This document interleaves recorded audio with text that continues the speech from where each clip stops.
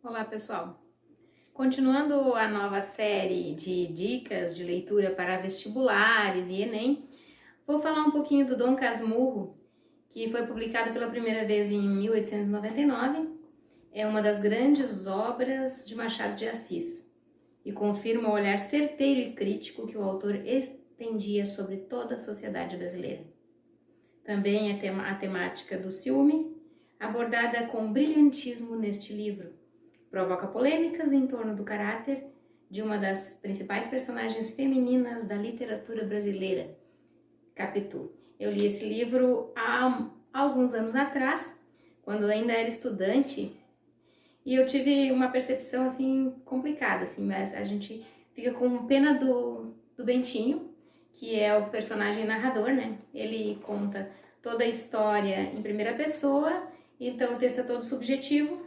Ele fala o que ele percebe da situação de ser traído por Capitu, sua esposa, com o seu melhor amigo. E quando ele enxerga esse filho, que é o filho do casal, ele percebe nas feições desse filho as feições do melhor amigo. Então é conturbada essa história e até hoje a gente fica se perguntando, será mesmo que Capitu traiu Bentinho ou foi só na cabeça dele? Porque o livro todo é escrito em primeira pessoa e é a história que ele conta, então é a visão do personagem, do narrador, e não existe o lado da Capitu, o que ela diria, ou seria verdade ou não. Então aqui diz muitas leituras possíveis. Há uma discussão em torno da obra que alimenta os espíritos mais inflamados. Capitu traiu ou não seu marido Bento Santiago, o Bentinho?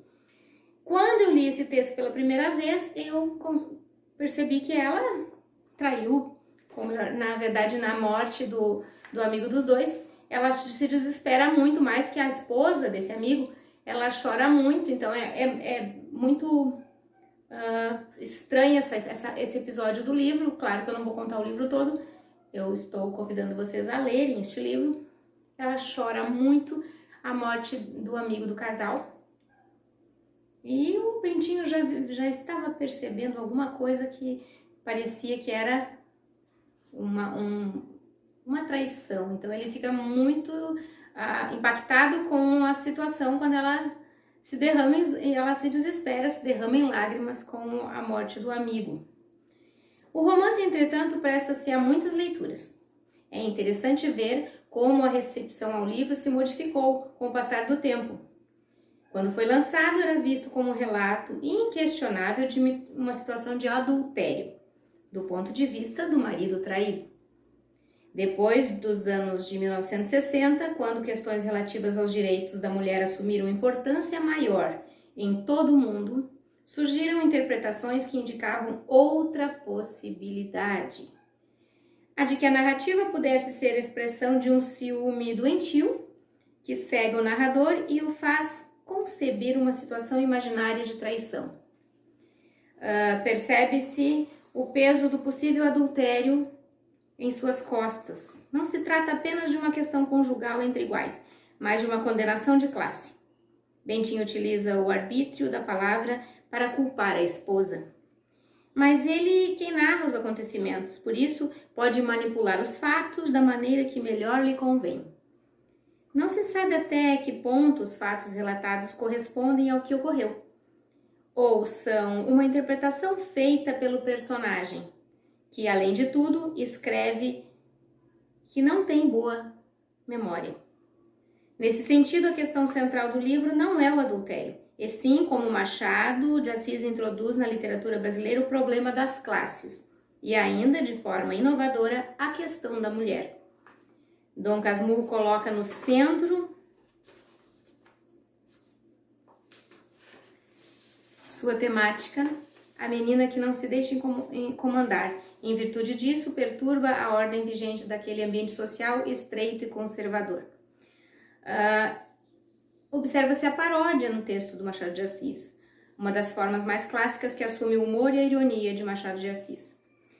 Uma paródia seria uma imitação cômica de um outro texto literário. Pode ser também de uma música, de um filme, estilo, filosofia, já consagrado pela tradição. Em Dom Casmurro, temos 3 grandes paródias. Então eu vou ler as paródias, que eu achei bem interessante essa parte, assim, que eu não, quando eu fiz a leitura eu não tive essa visão. A paródia de Ilíada de Homero, no capítulo 125, é uma comparação. Bentinho é obrigado a fazer um discurso em honra do suposto amante de sua mulher. Em Ilíada, o rei de Troia, Príamo, teve que beijar a mão de Aquiles, assassino de seu filho Heitor.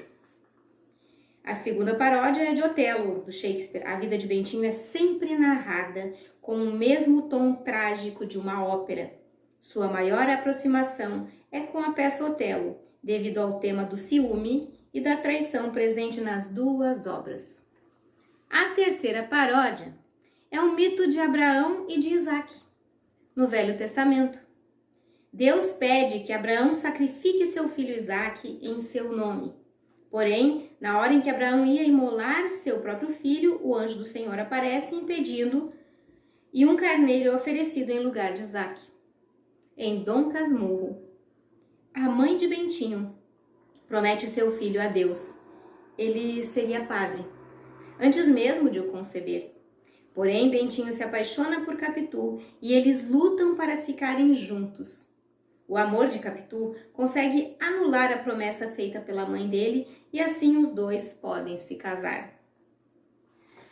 Também é interessante alguns comentários de alguns professores de cursinho pré-vestibular que falam também sobre todo o contexto histórico da história. O tom do romance é constituído em flashback, é de uma pessoa desiludida e amargurada, e suas visões dos fatos narrados é totalmente subjetiva e unilateral.